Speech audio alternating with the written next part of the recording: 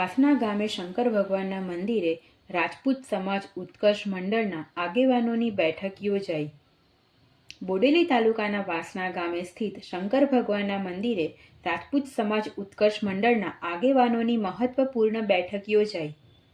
આ બેઠકમાં મંડળના પ્રમુખ શ્રી ઘનશ્યામસિંહ ગરિયા તથા આગેવાનો દ્વારા ગામની મુલાકાત લઈ સમાજના સંગઠન અને વિકાસ વિષયક ચર્ચા કરવામાં આવી. આ પ્રસંગે ગામના આજીવન સભ્ય શ્રી અલ્પેશસિંહ ગોહિલ દ્વારા પધારેલા તમામ આગેવાનોનું ઉષ્માભેર સ્વાગત કરવામાં આવ્યું.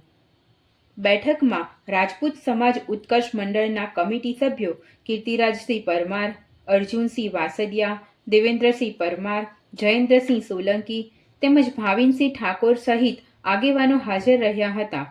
મંડળના પ્રમુખ શ્રી ઘનશ્યામસિંહ ગરિયાએ સંગઠનની શક્તિ, સમાજના એકીકરણ તથા નવા સમાજ સંકુલ અંગે વિસ્તૃત માહિતી આપી. ઉપપ્રમુખ શ્રી જોરાવરસિંહ ગરિયાએ મંડળનો ઇતિહાસ અને આજીવન સભ્યપદનું મહત્વ સમજાવ્યું.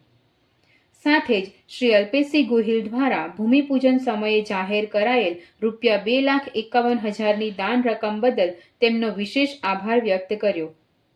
બેઠક દરમિયાન શ્રી અલ્પેશસિંહ ગોહિલે સમાજને વધુ મજબૂત બનાવવા માટે ગામમાંથી વધુમાં વધુ 60 આજીવન સભ્યો બનાવવાની જાહેરાત કરી.